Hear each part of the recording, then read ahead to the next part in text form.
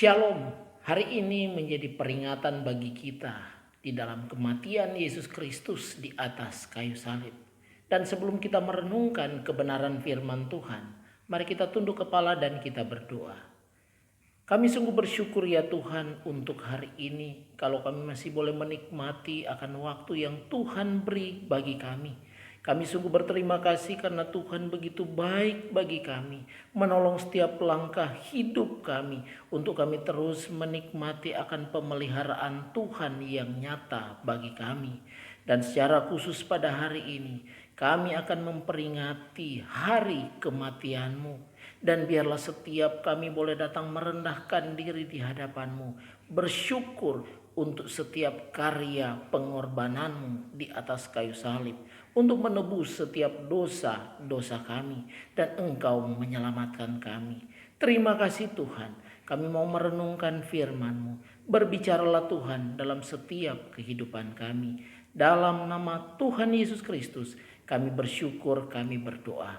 Amin. Kita akan membaca kebenaran firman Tuhan di dalam Lukas pasal yang ke-23 ayat yang ke-32 sampai ayat yang ke-33. Demikian firman Tuhan. Dan ada juga digiring dua orang lain, yaitu dua penjahat untuk dihukum mati bersama-sama dengan dia. Ketika mereka sampai di tempat yang bernama Tengkorak, mereka menyalibkan Yesus di situ dan juga kedua orang penjahat itu, yang seorang di sebelah kanannya dan yang lain di sebelah kirinya. Yesaya 53 ayat yang ke-12, sebab itu aku akan membagikan kepadanya orang-orang besar sebagai rampasan, dan ia akan memperoleh orang-orang kuat sebagai jarahan, yaitu sebagai ganti, karena ia telah menyerahkan nyawanya ke dalam maut, dan karena ia terhitung di antara pemberontak-pemberontak, sekalipun ia menanggung dosa banyak orang dan berdoa untuk pemberontak-pemberontak. Hari ini kita mau belajar kebenaran firman Tuhan. Yesus disalib di antara penjahat. Manusia diciptakan untuk menjadi sekutu Allah. Manusia diciptakan untuk menjadi tujuan Allah. Pemberontakan manusialah yang membawa manusia justru menjadi seteru Allah. Manusia menjadi pemberontak dan melawan Tuhan di dalam kehidupannya. Yang ada bukan lagi tujuan Tuhan, melainkan tujuan manusia yang penuh dengan hawa nafsu. Maka menjadi tidak heran lagi ketika kita merenungkan kebenaran firman Tuhan dan kita menemukan justru manusia cenderung hatinya ingin berbuat jahat, lari dari kebenaran yang diinginkan Tuhan bagi dia. Yesus datang ke dalam dunia.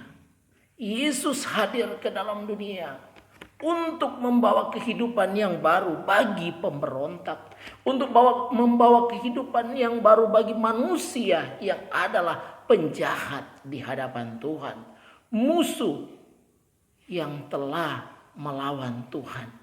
Itulah manusia yang diciptakannya. Tetapi kita melihat cinta Tuhan dan kasih Tuhan di dalam kehidupan kita. Maka ketika Yesus datang ke dalam dunia untuk menerangi kegelapan, manusia tak dapat memahaminya. Manusia datang di hadapannya terkadang dengan penuh kemunafikan. Tapi justru Yesus datang menunjukkan kasih-Nya. Namun justru manusia membencinya. Yesus datang untuk menunjukkan jalan yang benar. Manusia justru menghindari jalan yang ditunjukkan Tuhan. Yesus datang untuk menebus dosa umat manusia. Namun ia sendiri ditolak oleh manusia. Dia sendiri dihianati. Dia sendiri dijual, disangkal oleh manusia. Bahkan ia ditukar dengan kejahatan. Ia diperlakukan seperti seorang penjahat. Bahkan dia terhitung tersalib di antara pemberontak. Maka manusia menunjukkan kehebatannya di dalam berbuat jahat.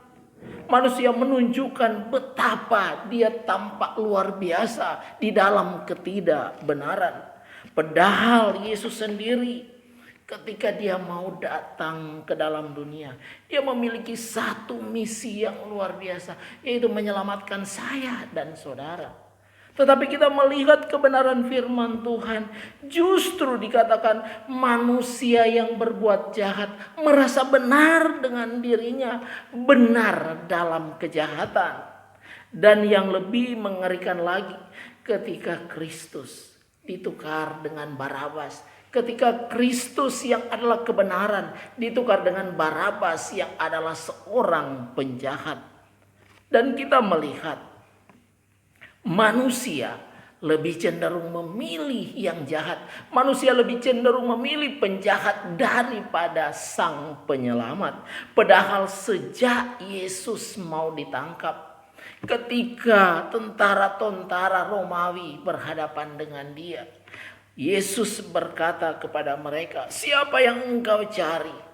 Dan ketika mereka berkata, "Yesus yang mereka cari," maka kata Yesus kepada mereka, "Sang kamu ini aku seorang penjahat? Sang kamu aku ini seorang penyamun? Sang kamu ini aku seorang pemberontak?" Dikatakan, hari-hariku berada di dalam bait Allah, hari-hariku mengajar di bait Allah. Sungguh ironis, namun itulah yang terjadi. Maka kita mengingat di dalam nubuatan Yesaya yang menceritakan bagaimana Yesus terpisah dari umatnya. Di dalam Yesaya 53 ayat yang ke-8 dan seterusnya dikatakan di sana, Yesus yang terpisah dengan umatnya, terputus dengan manusia, ia menjadi terhina di sana, dan dia tidak dianggap. Semua orang berbalik dan tidak mau menatap dia. Namun justru itu terjadi karena pemberontakan manusia kepada Tuhan. Tetapi manusia tidak pernah sadar diri, manusia tidak tahu diri dan merasa tetap benar dalam kesalahan.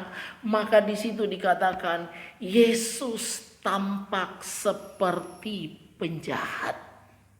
Di hidupnya diperlakukan seperti seorang penyamun, bahkan seorang pemberontak. Di matinya pun ia tersalib di antara penjahat. Ia dikuburkan di antara orang-orang fasik.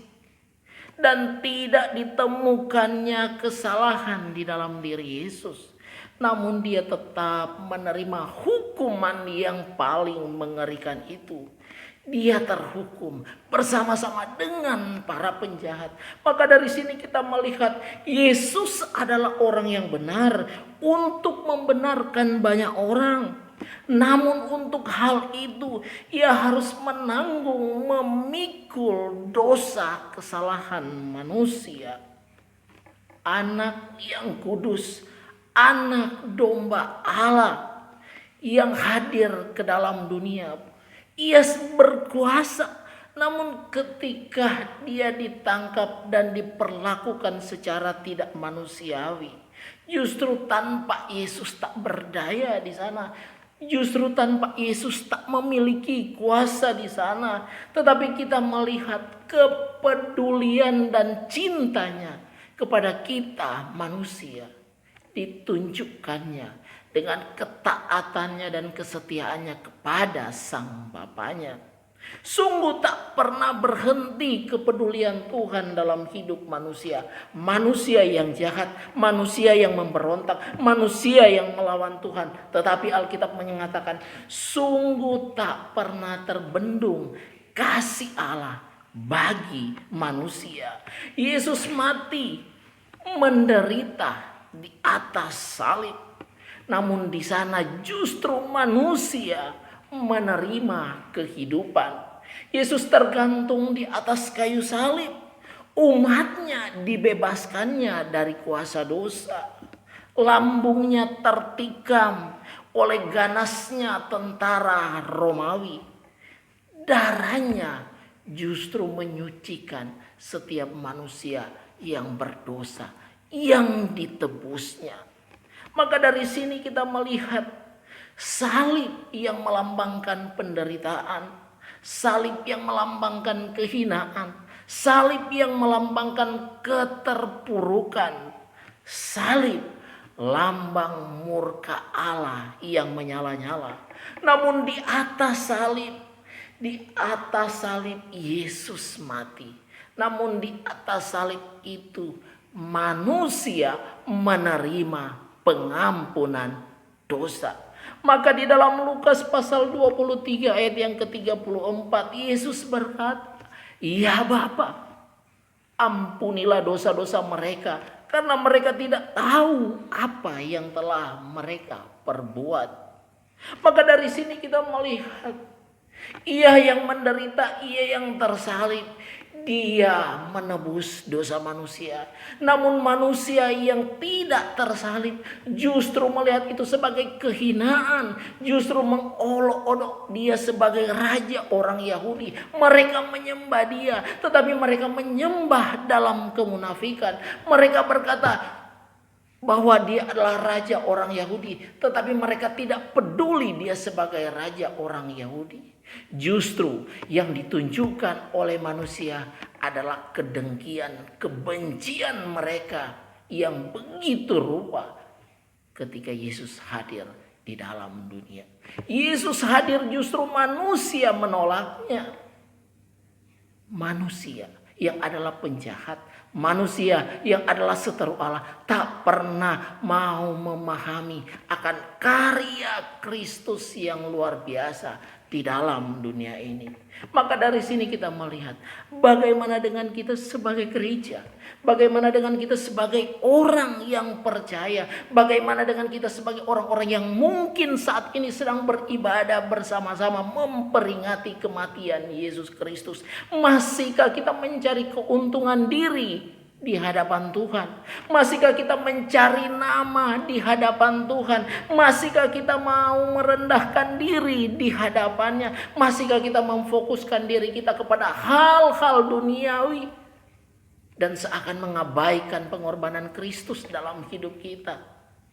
Masihkah kita berjuang untuk menyenangkan diri sendiri tanpa melihat kebenaran yang Tuhan inginkan dalam hidup kita? Banyak orang berjuang, berusaha untuk mendapatkan apa yang dia inginkan dalam hidup ini. Bahkan berbagai cara pun dipakainya demi kepuasan diri. Tetapi sedikit orang yang melihat kepada kebenaran, memandang kepada kebenaran, dan tunduk kepada kebenaran, yaitu Yesus Kristus yang adalah Tuhan dan Juru Selamat kita. Semoga kita tidak di sana, tetapi semoga kita adalah pribadi-pribadi yang berjuang untuk menyenangkan hati Tuhan. Hati-hati dalam kehidupan kita. Yesus mati di antara para penjahat. Dia tersalib di antara pemberontak-pemberontak demi menebus dosaku, dosamu, dosa kita semua. Jangan pernah memandang rendah pengorbanan Kristus di atas kayu salib. Jangan menganggap remeh apa yang telah Yesus kerjakan di dalam dunia ini. Dan jangan kita melukainya dengan keangkuhan hidup kita. Jangan kita menyalibkannya lagi di dalam kehidupan kita dengan perbuatan jahat kita yang bertentangan dengan kehendak Tuhan. Tetapi mari kita tertuju kepada kebenarannya, memuliakannya senantiasa di dalam setiap perbuatan kita setiap hari. Kiranya firman Tuhan ini menolong kita, memberkati kita, untuk kita melihat bahwa kehidupan kita ini ada sampai saat ini, itu karena kasih-Nya bagi kita. Kalau kita masih beribadah saat ini, itu karena cintanya. Kalau kita masih berjalan di dalam jalannya yang benar, itu karena Ia menghendaki kita ada di sana. Semoga kita tetap berdiri teguh sebagai pribadi-pribadi yang setia kepada Tuhan, yang mau menyenangkan hati Tuhan, sehingga dalam hidup kita menjadi kesaksian banyak orang bahwa hidup kita adalah hidup yang dipilih dan ditetapkan Tuhan untuk menjadi anak-anaknya, untuk menjadi ahli warisnya, untuk menjadi warga kerajaan surga yang akan mempengaruhi dunia yang gelap ini. Tuhan memberkati. Mari kita tunduk kepala dan kita berdoa. Kami sungguh bersyukur ya Tuhan untuk kebenaran firman-Mu yang Tuhan terus ingatkan dalam kehidupan kami. Kami sungguh berterima kasih ya Tuhan, karena Engkau mau mati bagi kami, karena Engkau mau menebus dosa-dosa kami, karena Engkau mau supaya kami dihidupkan. Untuk itu ya Tuhan, biarlah kami boleh berjalan di dalam kebenaran terang firman Tuhan. Dan biarlah kami semua berjuang menjalani hidup ini, berpegang kepada kebenaran-Mu. Karena sungguh itulah yang menjadi ketetapan Tuhan bagi kami. Tak lupa juga ya Tuhan, kami berdoa untuk setiap kami yang beribadah kepada-Mu, untuk setiap kami yang memperingati hari kematian-Mu. Biarlah kami menyerahkan hidup kami sepenuhnya ke dalam tangan Tuhan, sehingga hidup kami terus diubahkan oleh kebenaran firman-Mu, dan hidup kami terus diproses untuk menjadi pribadi-pribadi yang beriman sungguh kepada Tuhan. Terima kasih Bapa. Tak lupa juga kami berdoa untuk bangsa dan negara kami. Tuhan, Engkau yang menolong bangsa dan negara kami di tengah-tengah situasi zaman yang semakin jahat. Biarlah kasih setia Tuhan senantiasa menyertai bangsa dan negara kami. Dan biarlah hidup bangsa dan negara kami hidup takut akan Tuhan. Terima kasih Bapa, kami menyerahkan seluruh kehidupan kami, seluruh gereja-Mu, dan setiap kami yang percaya kepada Tuhan untuk tetap dituntun dan dipelihara oleh Tuhan sendiri. Terima kasih Tuhan, di dalam nama Tuhan Yesus Kristus kami bersyukur, kami berdoa. Haleluya. Amin.